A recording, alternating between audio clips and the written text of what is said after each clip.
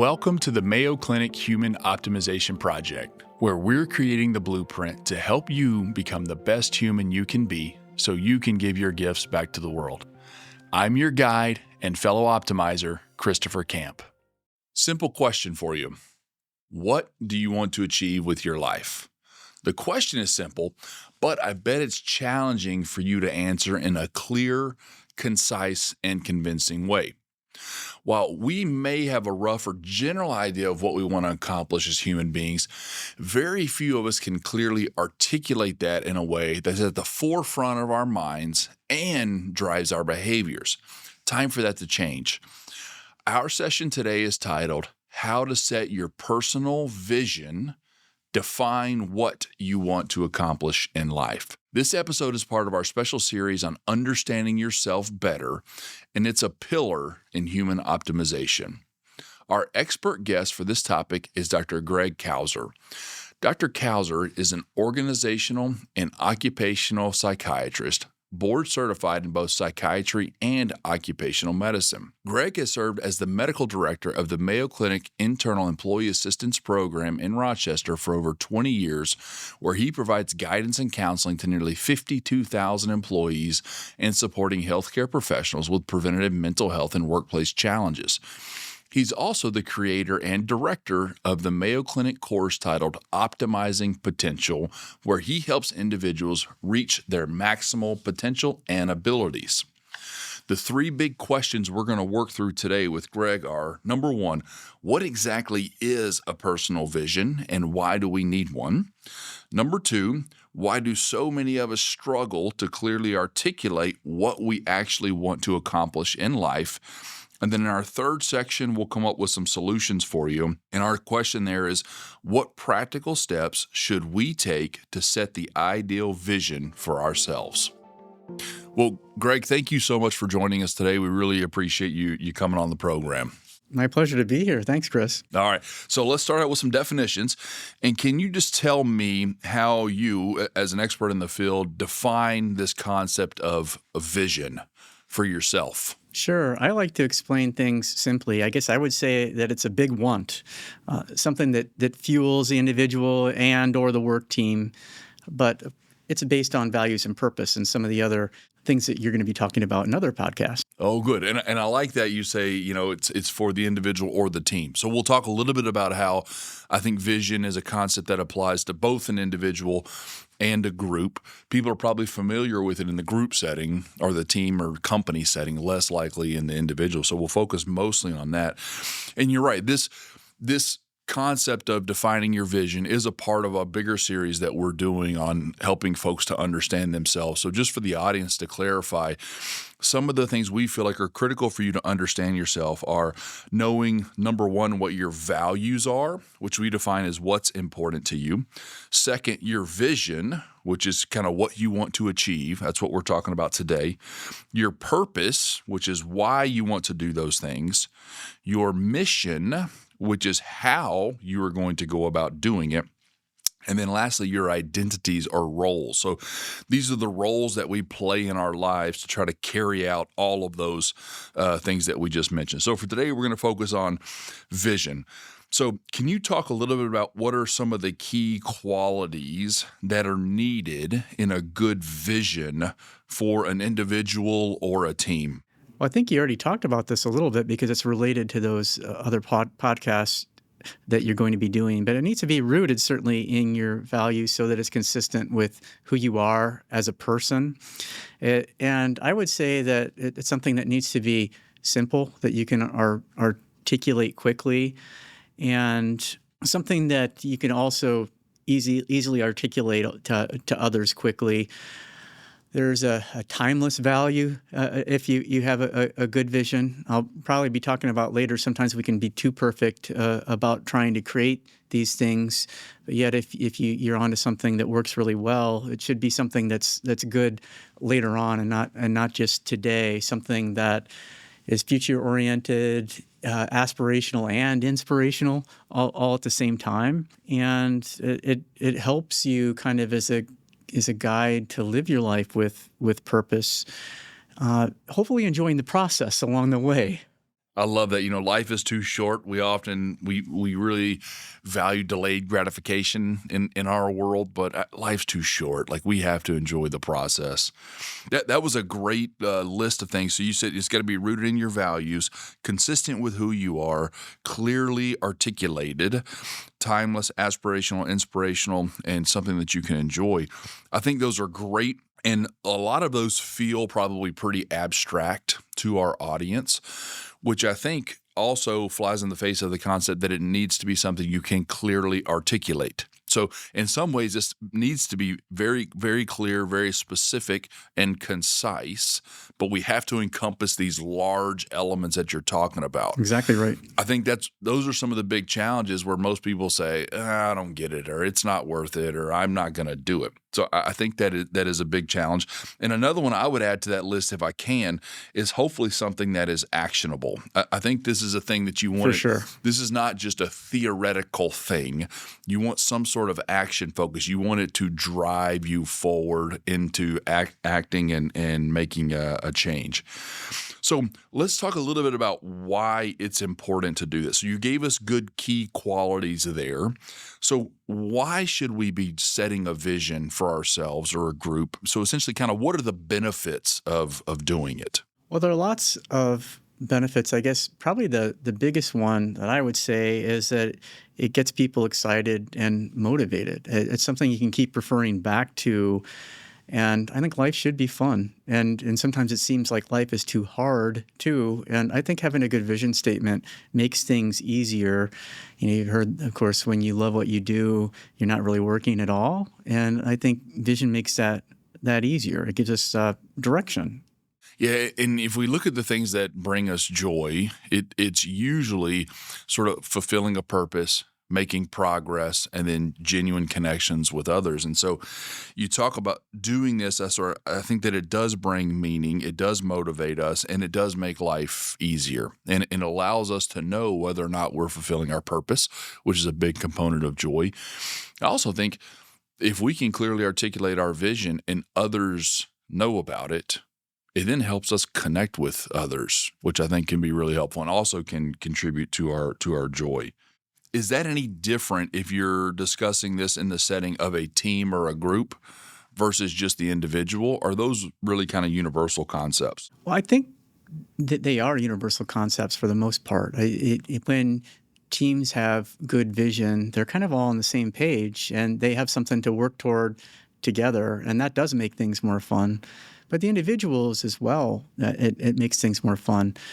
And, working as a preventive psychiatrist, mostly what I do, a lot of times people feel stuck. And when they have something that they are pulled toward in their lives, which again is a vision, versus something that they're, at least metaphorically, they're running from, bills and bad relationships and that sort of thing, it really helps them.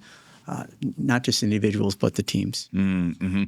And I like that concept of sort of getting unstuck, I think is really good because we're all prone to that in life. And I think some of that becomes or comes from the fact that we don't always know what our definition of success is. We haven't figured that out. We don't know what our North Star is. We're not sure where we're aiming. So we can't tell if we're making progress or not. And so I think it's helpful in that not only does this give us that North Star, that direction that we're supposed to be striving for, but then it also allows us to judge whether or not we're doing it. So it gives us direction, and then along the way, it will allow for some process satisfaction to say, hey, I actually am taking steps that are moving me in that direction versus us just sort of flailing about, working hard, putting in the hours and doing a lot, but not really sure if we're making progress. Right. And I think that can be really valuable for us, particularly as we're all so busy. We all feel like we're spinning our wheels sometimes and not sure. So having that sort of direction or North Star, I think can be immensely helpful. Absolutely. Yeah. Let's talk a little bit about making this clearly something you can clearly articulate. I think that's a real challenge because we have challenges with all of the information, all of the clutter, all of the confusion, all of the misinformation. And I think that it lends us to sort of have everything jumbled up in our head. So can you expand on that a little bit more of what you mean by something you can clearly articulate? Bottom lining, I think, is what I mean about that. So I think people try to make this too complicated sometimes. If you think about the things that are really important to you, what you want in your life, most people, if you don't put them under pressure, can give a pretty good idea about that. And they might do it in a page or two if you have them keep going. But part of that really is getting it down to a few words that really says who they are and their essence, which that's a little bit more difficult to do. But I guess from that sense, I would encourage people just to try it. I mean, no one's testing you on this at all. Right. Yeah. Right. And so in your mind, this is probably a less is more sort of thing. We're not talking about writing a 2-page essay here. We're talking about trying to get this down to 1 or 2 sentences even. Yeah, absolutely. Yeah, to 1 or 2 sentences, and there's you're not graded again, so it doesn't matter for sure. Sometimes doing the longer work or writing things out or journaling, which some people like to do, might get to the heart of it. Okay, so then write down a couple pages and then go back and take a look and distill it down to what's really important out of those couple of pages, if you want to do it that way. I like that. And the point that you're not getting graded on this is helpful too, because that's probably one of the reasons people don't do is that they feel like, oh, I'm not good at it, I'm going to fail. Nobody's looking. It doesn't matter. You can't fail. This is not graded. Yeah, it's not. That's a really good point. So just try. And then continue to refine it over and over with you. So to help make this a little clearer for our audience, I'd like to give some examples. Sure, and please. Would you mind? I'm going to put you on the spot here, and ask: would you mind, as somebody who's studied this a lot and has taught this to other people, could you share with us some examples, either your own, if you want, or others that you think are helpful, so the audience can kind of wrap their heads around what we're talking about with a good vision statement for an individual? Yeah, and I want to thank you for the opportunity to do this. Although this is something that I've helped other people craft, sometimes I forget my own just because I've been so much into that. And I want to make it clear again, hopefully what I made already clear before, that it doesn't have to be perfect. And so mine's iterated over time. And even since we've talked last week, it has a little bit. It's basically the same thing there. But I have to live and grow with integrity and vitality, empowering others to uncover their inner greatness. And I've had different versions of that over time that have, because a lot of what I do in my work is I talk to people individually and I see things that they don't see and try to unlock their superpowers, so to speak. I've had different versions of superpowers, ones that have been out there as well. So just sometimes the wording might change a little bit, but it's essentially the same. Oh, great. I think that's fantastic. And our discussions that we've had in the past has led me to update mine as well. I do the same thing. I was just going to ask you, what's yours, Chris? I do. So I do the same thing. So it's funny. I keep mine. I actually have a yellow notepad that I keep in my desk, legal pad, that I've written out my, values, vision, mission, purpose, identities. And it's funny when you look at it, you can tell I'm about halfway down the notepad because, I've ripped off half the sheets because I'll do it and then come back to it a little while later and redo it and redo it and redo it. So mine continues to evolve as well. But for me personally, my vision statement is to bring hope and wisdom to others by giving my time, attention, and effort to help them become their best selves. I love it. It's concise. And I tried to, it didn't start that way though. It's exactly what you said. But I know for me personally, it was really helpful actually to start with my values. And so I kind of listed those out. What are the things that are really important to me? Because you can really look at any of these vision statements and say, oh, that's pretty good. I'll take that. Or that one's good. That one's good. That one's good. And so how do you make it specific to yourself? And I think for me, it really helps saying, all right, what are my values? And sort of getting those listed and then building from there. So I think for those of you that are doing it, start with the values, write this thing out, and then cone it down over time. You also talked about how you can have a vision statement for yourself and then also as a part of a team or an organization or a work group. And, as you and I talked about that previously, I was thinking about it. One of the things I think is really helpful for us as individuals and brings us a lot of joy is when we get our individual vision statement, that lines up with our work or team or company vision statement. And, so I just shared my personal vision statement for me as an individual, but also, and the audience will recognize this immediately, but the vision statement for the Human Optimization Project we have is to help as many people as possible become the best humans they can be so they can give their gifts back to the world. Love it. And I feel like my personal lines up with that, and that's really helpful. So I have great alignment there of vision. So do I. I love what you're doing.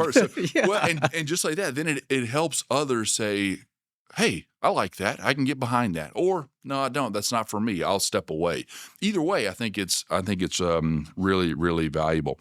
So how about for you? How does your personal vision line up with your professional vision? Is it the same, or do you have multiple different vision statements for the different roles you play in your life?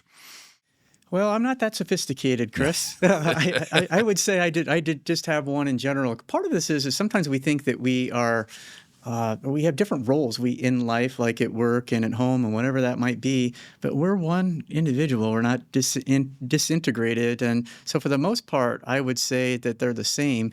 You might tweak it a little bit if you want to, if you find that it's helpful, but I don't see that you necessarily need to do that. Yeah, I think that actually I agree 100%. I think ideally, if you have one vision statement that sort of covers all the multiplicities of selves, I think it's great, because all of these different roles that we play in our lives are going to come and go.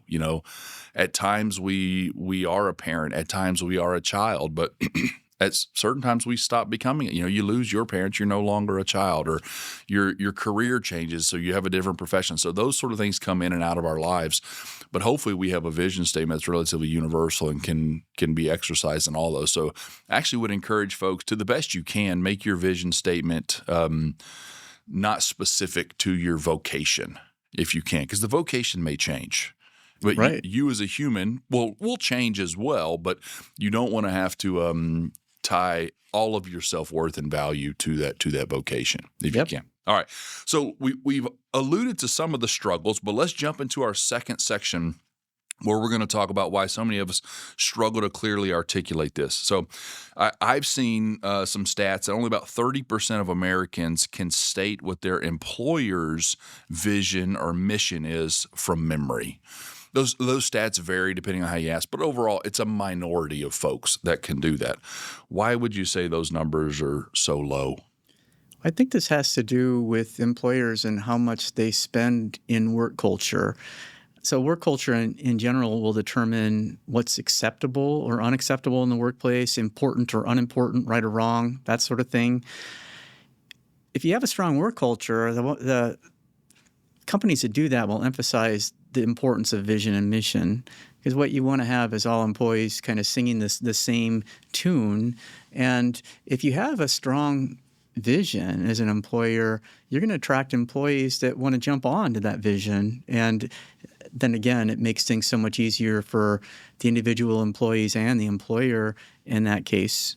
And so again, then everyone can have fun and work isn't so hard. Yeah. I think a lot of teams and companies are probably leaving a lot on the table if they don't have a vision statement, or if their employees don't know it. I mean, it doesn't do you much good to have it if the people who work with you don't know it. So I think it's pretty obvious that those companies are probably losing out. Yep. Does the same apply to the individual? So if the individual doesn't have one, are they losing out? And so that makes me wonder and I don't know any stats on this, there probably aren't any, but what percent, you've done a lot of courses on this and you've talked to people who are trying to craft their own. In your experience, what percentage of individuals have actually crafted their own vision statement for their lives? I think it's pretty low. And of course, in my clinical practice, it's hard to tell because I see people, there might be a selection bias towards the people that come in and see me. But most of the time, people are thinking about the stressors they have in their lives, and they're not necessarily proactively looking forward to who they want to become. And again, I think that when people start thinking about what they want in their lives versus what they don't want, it's a really good way to move forward. Yeah, I think that's classic of us as humans, right? We tend to wait until we have problems, and then we address them in a reactive fashion, rather than doing this, sort of setting out ahead of time and trying to determine, values, vision, purpose, mission is a very proactive approach to saying, I'm going to figure out who I am first. Then my behavior is going to come from that. And we're just wired that way. You don't feel bad about it. It's who we are. We all suffer. I do. I know you do as well, Greg. Absolutely. So that's part of it. But if we can switch our mindset here and think of this sort of crafting of your values and vision as a proactive approach to your life, I think that it will help quite a bit. When you go through this in your course on optimizing potential and you trying to talk people through these exercises, what are some of the most common mistakes you see individuals make when they're trying to craft their own vision statement? Yeah, for me, it's something that maybe isn't intuitive because I work mostly with healthcare professionals, and healthcare professionals in general tend to be high in empathy and really hard on themselves. They're perfectionistic, and so if they're going to do a vision, they want to do it absolutely right. And that's why I guess I wanted to even point out that we all evolve as people, and my vision can still evolve. It doesn't mean that the words in general, I mean, you're going to tweak that over time. So I encourage people, just put down a couple sentences on paper, give it some space, and come back and look at it later and see what you think. And it'll come to you. Don't try so hard. Yeah, I think that's great. And I think that people, like you said earlier, one, don't do it because they don't have the confidence or the understanding, or they think they're going to mess it up, or they're afraid of failure, sort of fixed mindset. And then also I think we all tend to be excessively verbose in this with a lot of jargon, and don't keep it simple. And maybe the thought that it has to be very complex and elaborate keeps us from doing it as well. So sticking Good with point. that small, keep it short and sweet, and then come back to it as needed. Let's talk about some of those other elements you mentioned at the very beginning. You said that it has to have clarity to it. How do people mess that up, and how would you advise them to fix that? So it has to have clarity to an individual too. And I think a lot of times what people will do is they do try to make it into something more complicated. They also try to make it into something that might be based on someone else and not themselves. We have a society, certainly with media and everything, that will you want to be like the idol or the stars or whatever that might be. And it's good to have those people as role models who are there.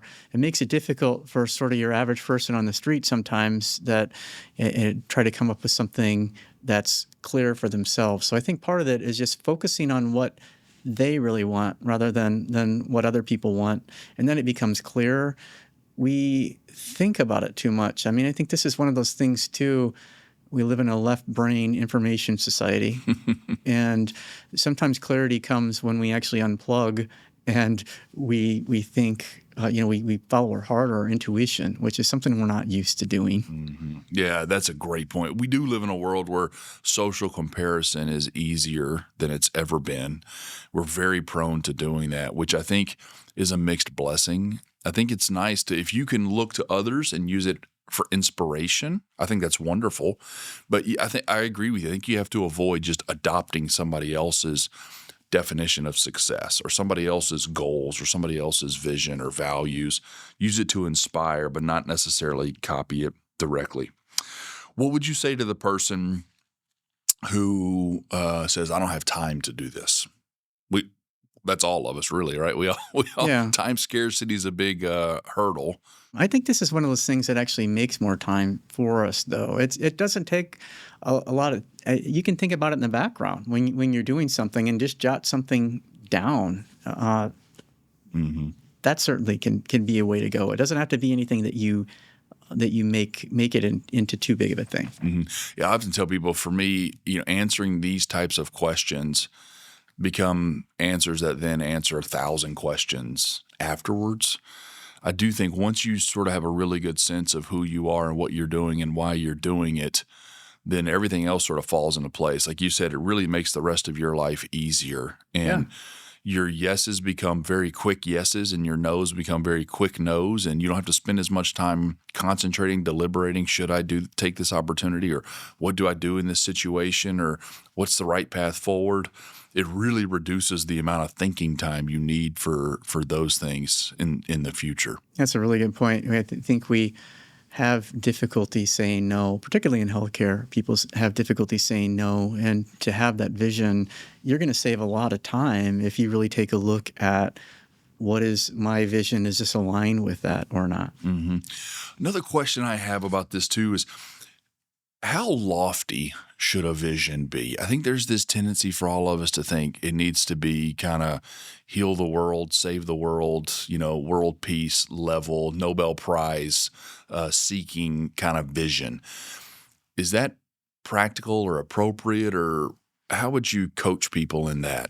You want to have something that speaks to you individually. And I think actually, from the people I see, people undershoot rather than overshoot. I don't think that's really an issue. Our potential all, and I love the name of the project and everything, that's what we're trying to do. We're trying to reach our potential. And so I would encourage people not to, don't worry about the overshoot part. Mm-hmm.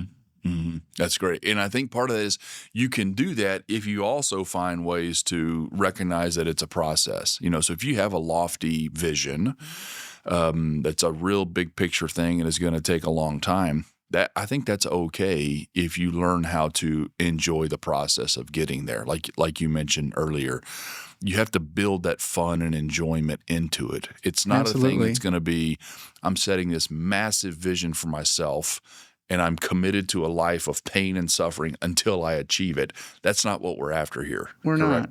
And people, I think, along that lines too, sometimes people are modest and they don't want to put things in that will make them seem not modest. And I noticed you had wisdom in yours. And some people would say, well, how do you know if you're wise or not? Can I put that in my statement? And I would say, yeah, absolutely, because this is something that's aspirational. And if wisdom is something that's important to you, it needs to be there. Mm-hmm. And I think this is something too, for me, it's something you are seeking, but not always completely attaining, Exactly. right? And so you can say, I will continue to seek wisdom without viewing yourself as somebody who has It's not received Master all Yoda. the wisdom. Yeah. Yeah, exactly. Yeah. We're young and we're on the journey and on the pathway. So continuing to seek those things, I think is really helpful.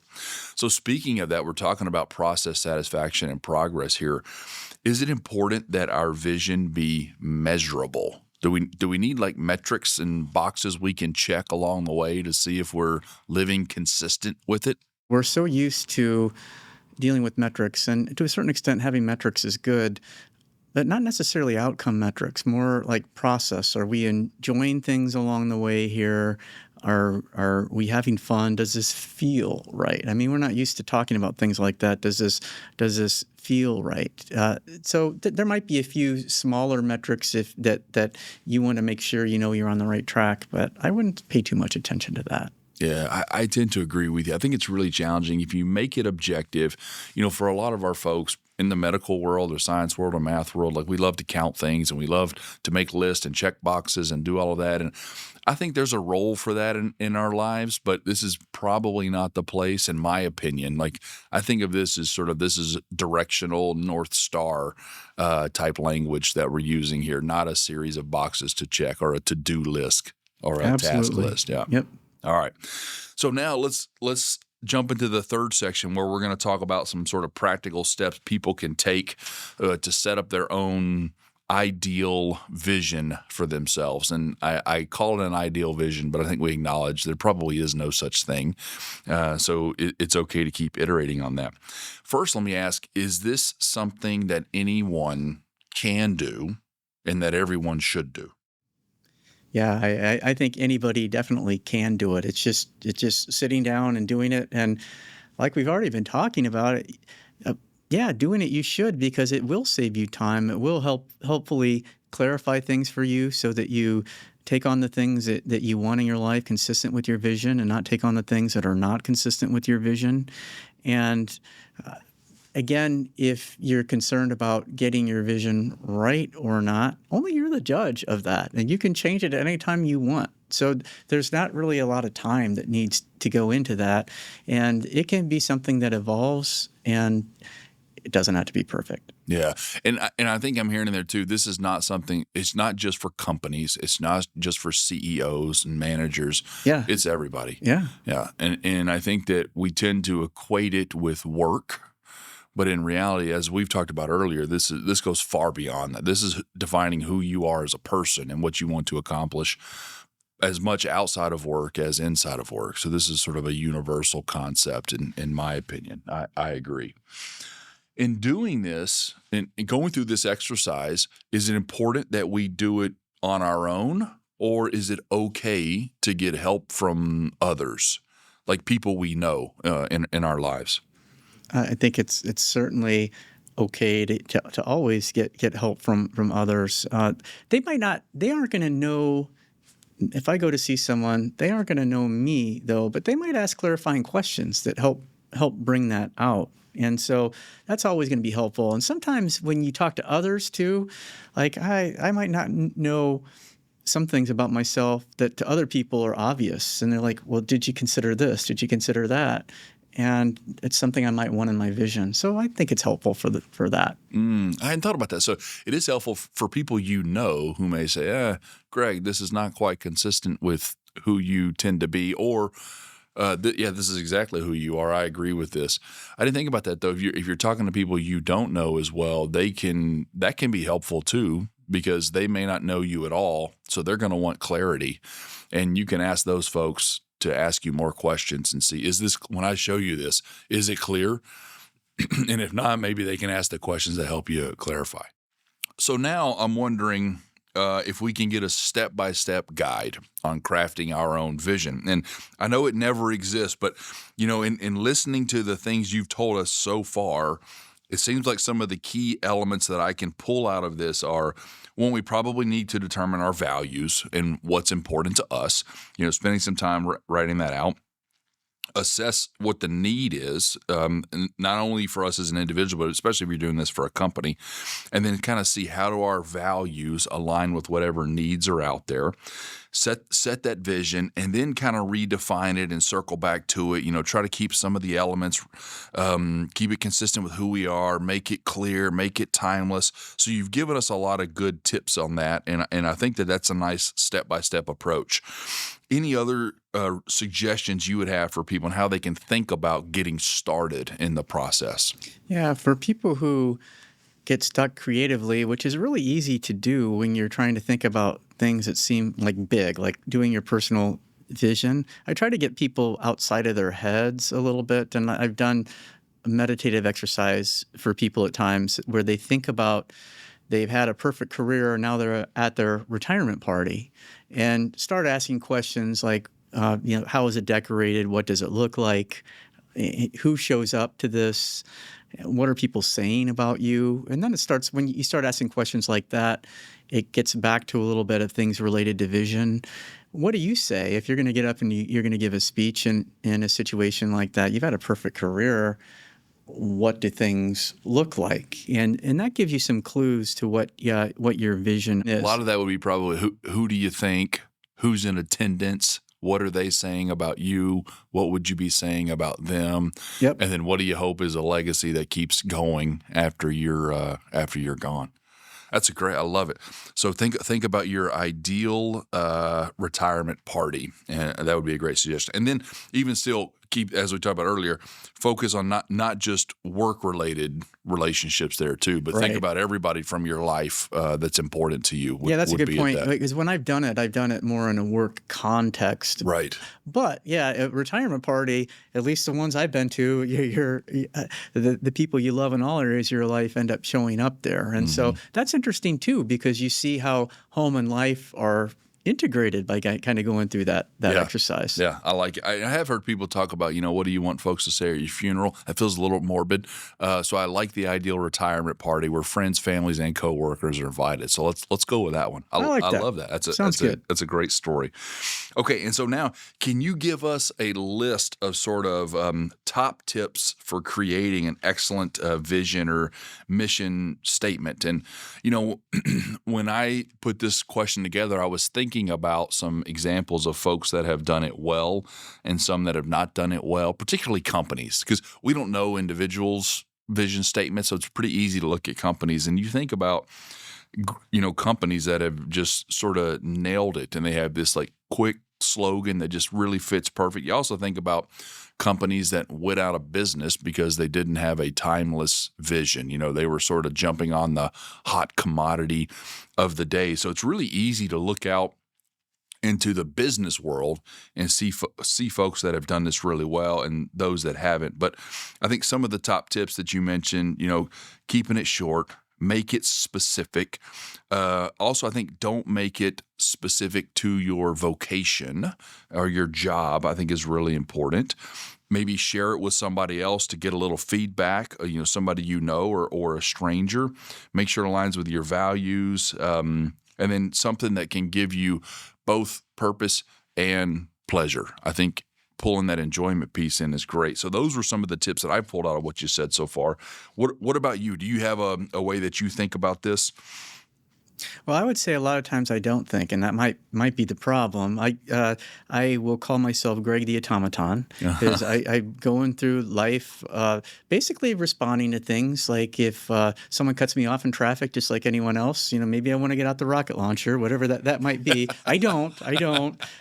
But it's during those times where you're like, well, what was that all about? You ask questions about that to yourself, and you realize a lot of the times we're asleep. And I feel like 98% of the time I'm asleep. And that's an improvement from what I was before, too, pretty much on autopilot. And actually, because I'm not so good at it, I realize that most people aren't so good at it, too, at recognizing maybe things that they do on automatic mode that they don't realize that they do. And you have to have some data about that. And so what I'll often have people do is whenever you have a strong emotion, like, maybe you get angry because someone cut you off in traffic, you write down angry, someone cut me off in traffic. You write down what happened and the emotion associated with it. And do that for good and bad emotions for a few weeks. And you start to notice that you do have the full range of emotions at times. And that gives you some clues sometimes or data about what you like and what you don't like and what's important to you that you might put into a vision statement. You've hit on something that I haven't really thought about, but it actually hits pretty close to home for me. Essentially, what you're talking about is just asking yourself questions about why you do what you do. We talk a lot on here about, giving feedback and helping others and mentoring others, and so much of that is about asking questions to learn from others before you give feedback. You can't really motivate somebody until you understand where they're coming from and why, right? I guess it's really the same for ourselves. So we have to be asking ourselves these questions. Why do you feel this way? Why do you react that way? Why are you doing what you're doing? And then really thinking through it. And actually, now that you mentioned, this is bringing me back to probably 5 years ago when I first started doing all this thinking about I really need to sort out my values, vision, mission. I was doing a research project that had me sort of driving across country in my truck with an ultrasound machine in the back, and we were, long story, but I had like a 21-hour road trip driving by myself, and I thought, what am I doing, and why am I doing this? And like I had a lot of time just to sit and kind of think and ask myself over and over, well, why, and what are you looking for, and why? And that really, I realized I have not figured a lot of this stuff out, and it gave me time to do that. But it really all came down to me asking myself why and what and how over and over and over again, and kept iterating on that and then fine-tuning it and then realizing, wow, I really don't know as well as I think I should. I need to spend some time sorting this out. So a lot of what we talk about breaking up Greg the Automaton means you need dedicated time to sit and ask yourself, why am I doing this? What am I doing, and how, and where am I going next? I think that's really powerful. Okay, so let's say folks have started to do that, and they've crafted this vision, and we're all going to agree it's not perfect in version number 1. Version number 1,000 is still not going to be perfect, but it'll be closer. How do they continue to reinforce it or live it out once it's created and they've got it down on paper? How do you live it out? That's a great question, and it has me thinking about how I would do it as well. I think ideally, like because I have my phone with me all the time, it would be a screensaver on the phone, but putting it or your refrigerator or somewhere where you're going to see it, or by your nightstand, because it's one of those things when you see it, you automatically start reflecting about it. And I think that's the Greg the Automaton thing. A lot of times I'm on autopilot. I'm not thinking about it, just like you were saying on your cross-country trip. When you get the time to reflect and that's what you're doing, you might do it. But it's the day-to-day stuff where you really need to take time. And so just put it somewhere where you can see it. And visit it often. Yeah. I think that's great. And I think the same process you use to create it, when you're reflecting and asking yourself why and what and how, I mean, it's the same way. You refine it the same way over time by saying, okay, this is what I've put down on paper or on my phone or wherever. This is how I'm living my life. Are those two consistent with each other? If not, which one's the one I want to aim for, and then adjusting accordingly. And sometimes that means adjusting your life and the way you're living. Sometimes it means adjusting the vision statement that you set out for yourself, because maybe that wasn't actually the correct one. So along those lines, when should the vision statement be updated? Do you have sort of a recommendation? We got some type A folks that are going to put a reminder on their calendar to revisit it. Others won't think about it at all. What's the right answer? Well, there's no right answer. However, if you have a perfect statement, it's timeless. The whole thing is we evolve, and our ideas of how that might look evolve, which is another reason why I wanted to show you that I'm still evolving and changing it over time. I think that's great. Whenever, just like you were saying before, we have major events in our lives that have us question what we're doing. That's probably a natural time to do it. It's good to set aside time, though, just to reflect and unplug, and maybe that's a time to do it. I try to do it at least monthly. Try to get away and think about these things. That might not be realistic for some people, and that's okay too. But just have reminders, and also have maybe some sort of interval that works for you to take a look at it. Perfect. And it won't be timeless from the beginning. If you get to a point where it becomes timeless, you probably need less updating, but that won't be version 1.0. No. And again, that's way down the road, I think. So I would really encourage people, again, to just bottom line it, make it a few words, a couple sentences, and if it works for you, it does. And if it doesn't, you'll change it. That's okay. Yeah. Great. All right. Summary time here.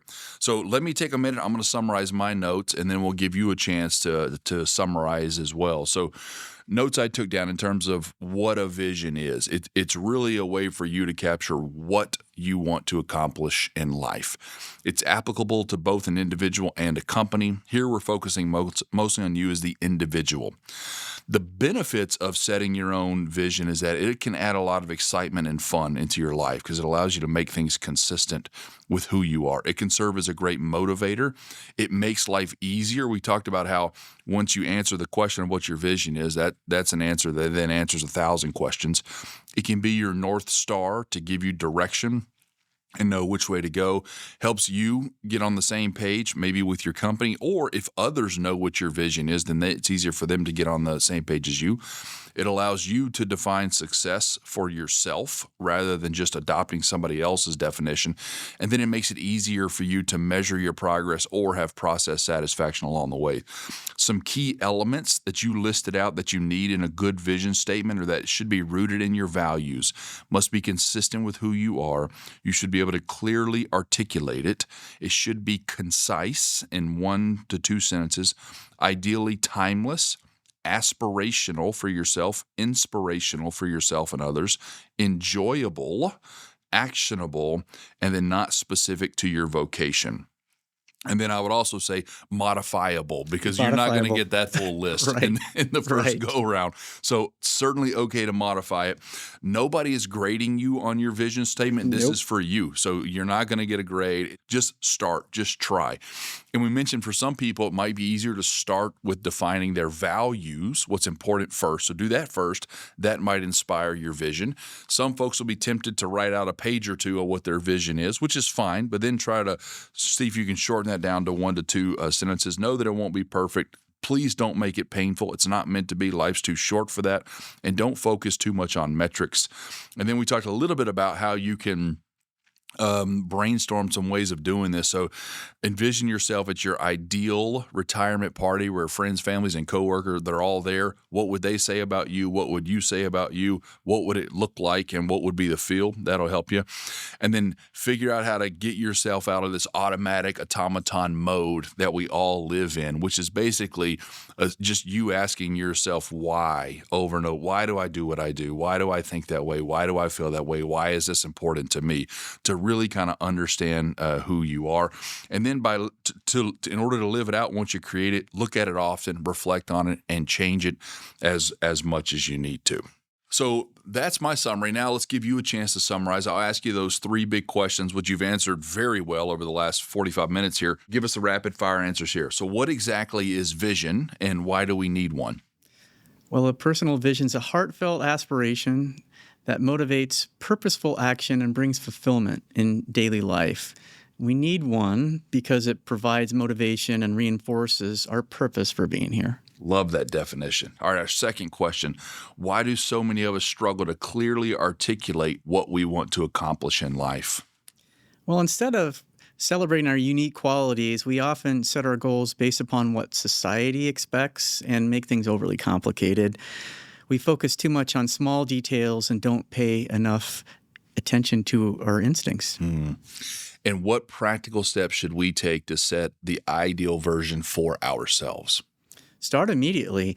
Jot down your first idea quickly, step away, then revisit and revise it after a break.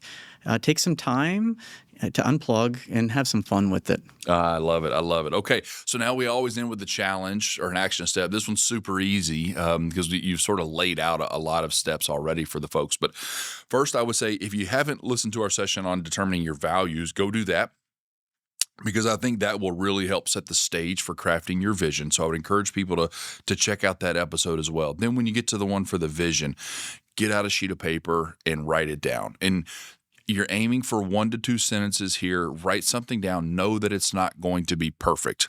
And in order to do that, ask yourself a lot of why questions. Why do I think about this? Why do I value that? Why do I want to do, X, Y, and Z? And then start writing it down. And the tendency will be to overwrite. That's okay. If it's coming, let it flow and write it all down. And then go back and try to shorten it down to 1 or 2 sentences. Look at it often, revisit, and adjust accordingly. Does that sound fair? Sounds great. Awesome, Greg. Thank you so much for joining us. We really appreciate having pleasure. you on Thank today. You. All right. And to our audience, remember to live intentionally, consistently better. Keep striving to be the best human you can be so you can give your gifts back to the world and never stop optimizing. Thanks for listening to the Mayo Clinic Human Optimization Project. If you like this episode, hit subscribe and leave a review. It helps others find us. Know someone who might benefit? Share the episode with them to join us in our mission to help as many people as possible become the best humans they can be. Have feedback or a topic idea? Email us at optimize@mayo.edu. And be sure to look for us on Instagram, X, and YouTube. This podcast is for informational and educational purposes only and should not be relied upon for medical, professional, or legal advice. Always consult with a qualified professional for any questions. The appearance of any guest does not imply an endorsement of them, their employer, or any entity they represent. The views and opinions expressed by the guests are their own and do not necessarily reflect the views of Mayo Clinic. Reference to any product, service, or entity is for informational purposes only and does not constitute an endorsement or recommendation by Mayo Clinic.